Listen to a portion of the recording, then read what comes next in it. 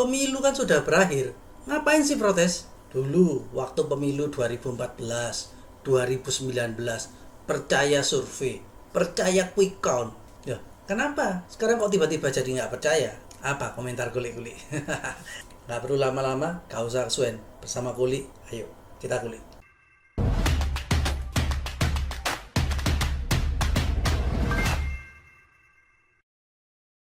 Beberapa hari yang lalu di salah satu grup ada yang komen, Ganjar dan tim PDIP ini sebenarnya mau ngapain sih teriak-teriak kecurangan?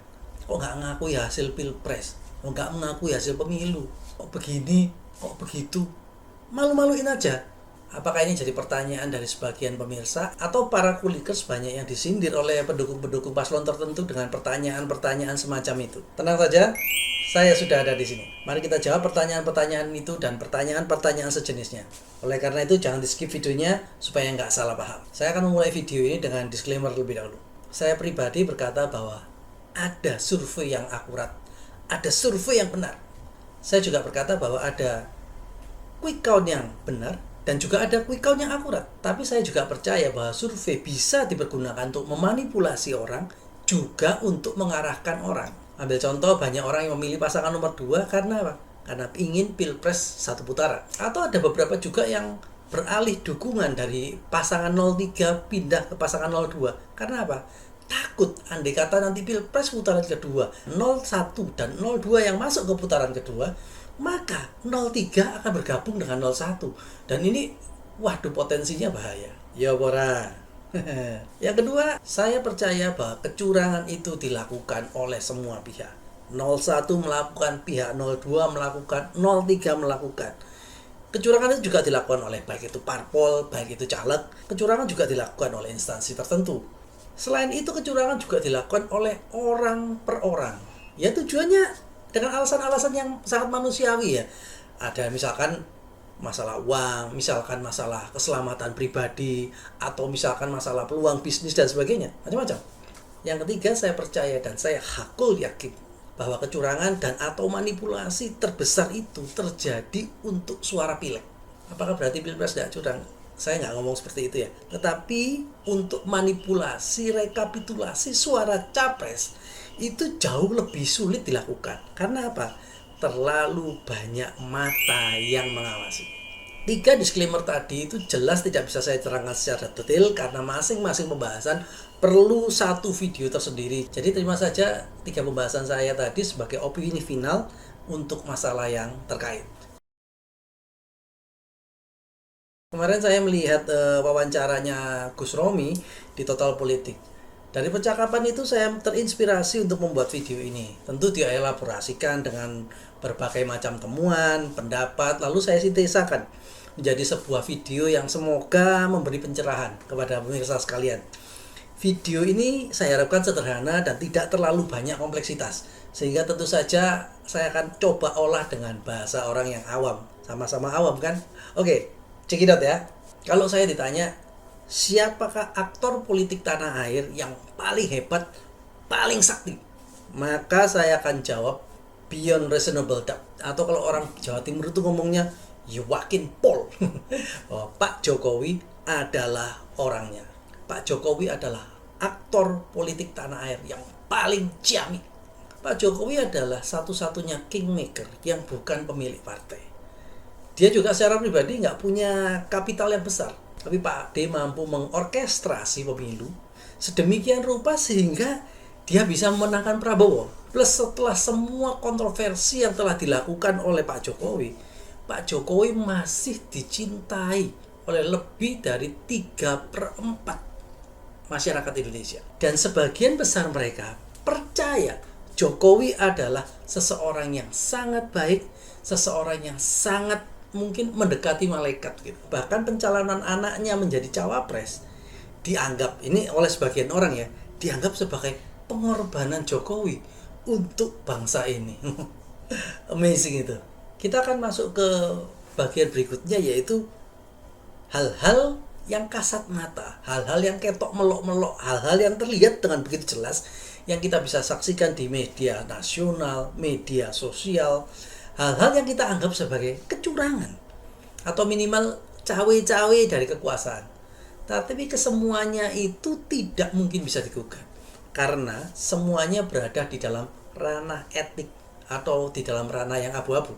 Yang pertama adalah kasus MK. Saya yakin, seyakin-yakinnya, hampir semua orang yang terpelajar, yang ngeh dengan politik, akan mencium bau anyir di keputusan MK ini. Walau tentu semua orang punya tingkat toleransi tertentu terhadap bau anyir yang berbeda-beda. Hasan Nasbi berargumen bahwa banyak keputusan politik dan atau undang-undang yang punya aroma anyir, anomali. Tapi masih menurut Hasan Nasbi ini, dari keputusan dan kompromi-kompromi politik tadi, kita bisa melihat atau kita bisa mendapatkan hasil yang baik. Bisa muncul pemimpin-pemimpin yang baik. Dia bisa mencontohkan Ahok atau Bu Risma misalnya. Bang Hasan juga menambahkan, kelompok-kelompok itu protes karena Gibran menjatuhkan pilihan pada lawan politiknya. Kalau yang terjadi sebaliknya, mungkin kelompok yang tadinya protes akan diam saja. Analisa seperti itu memang terlihat masuk akal. Saya tentu tidak punya kapasitas ya untuk mendebat seorang sekelas Hasan Nasbi, tapi saya punya beberapa catatan. Pertama, manipulasi hukum, manipulasi politik memang biasa.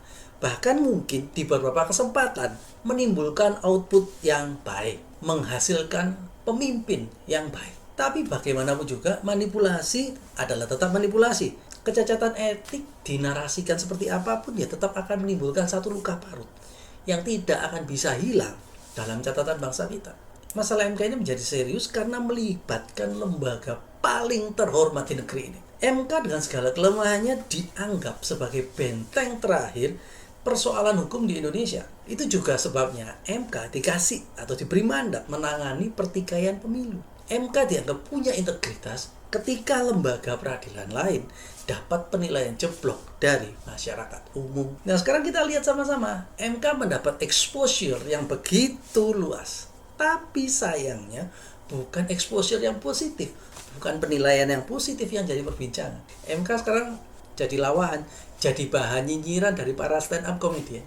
Bahkan MK sekarang jadi bahan candaan dan bahan tertawaan bapak-bapak yang pengangguran yang duduk-duduk di warung kopi. MK sekarang jadi bahan olokan. Bagaimana dengan narasi bahwa banyak keputusan dan perilaku politik yang beraroma anyir yang menghasilkan output yang positif?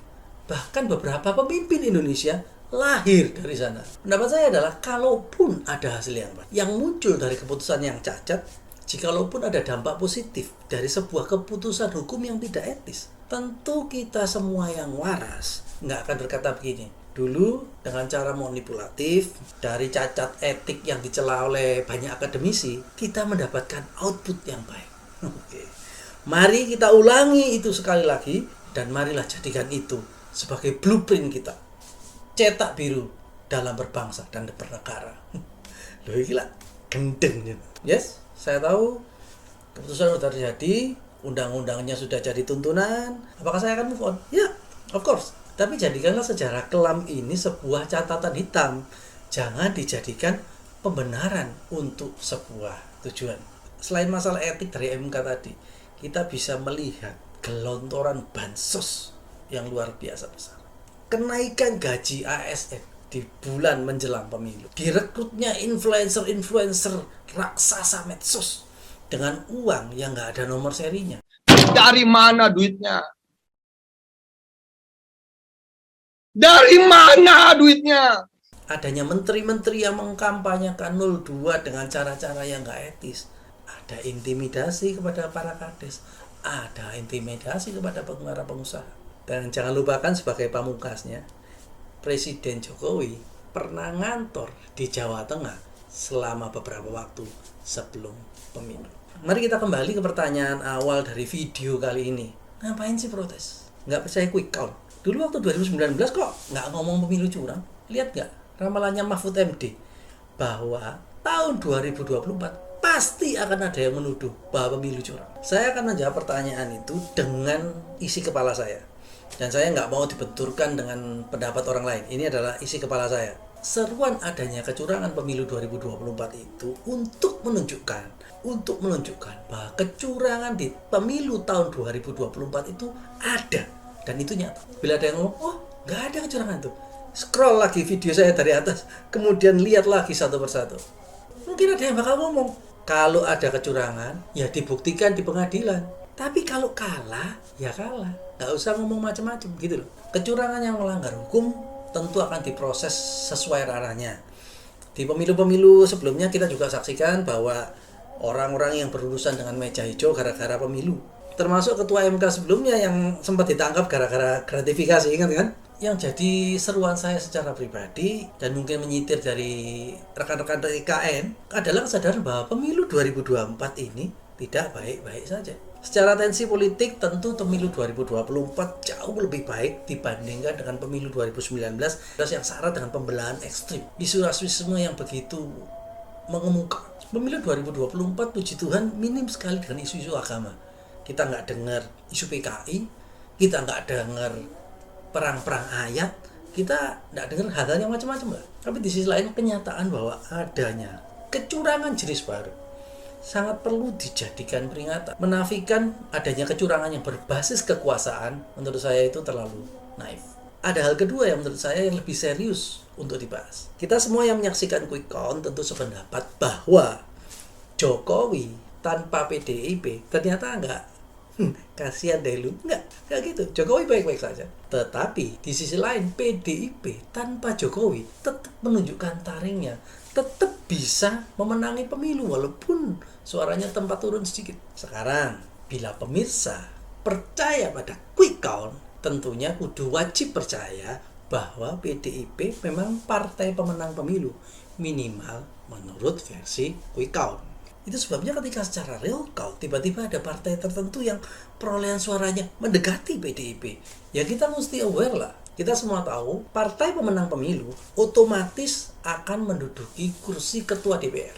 Ini tentu membuat pihak tertentu gak nyaman ya, karena PDIP dalam sejarahnya cukup konsisten saat menjadi oposisi. Itu sebabnya melalui video ini saya mengajak semua kulikers tetap bersuara. Jangan takut dibully. Teriakan kecurangan pemilu kudu tetap digemakan. Bukan untuk mendelegitimasi pemilu 2024, tapi justru untuk mengembalikan kehormatan pemilu di tempat yang seharusnya. Mungkin ada yang ngomong, pemilu udah selesai, ayo move on. Ini bukan masalah move on atau nggak move on. Saya cuma mengingatkan bahwa ada kecurangan masif dan itu nyata. Hanya kecurangannya memang berada di wilayah yang abu-abu. So, jangan heran bila setelah ini akan ada undang-undang baru yang mengatur metode pembagian bansos. Itu jangan heran. Saya juga nggak ngimpi bahwa seruan kecurangan pemilu ini akan membuat 02 akan didiskualifikasi. Nggak, pemilu akan diulang atau yang lebih parah Jokowi dimaksudkan. Saya juga nggak kepingin kok. Yang saya ingin adalah jangan merasa bahwa pemilu ini baik-baik saja. Pemilu ini telah membuat lembaga yang terhormat seperti MK jadi bahan guyonan.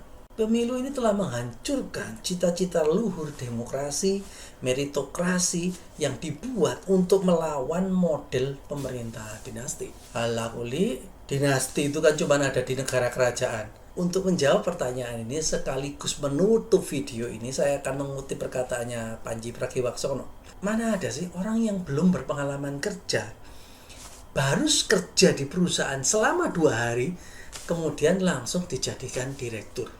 Ada nggak? Mana ada sih orang yang nggak memenuhi syarat untuk dipilih di dalam sebuah jabatan, lalu peraturan dirubah supaya orang itu bisa menjabat? Mana ada?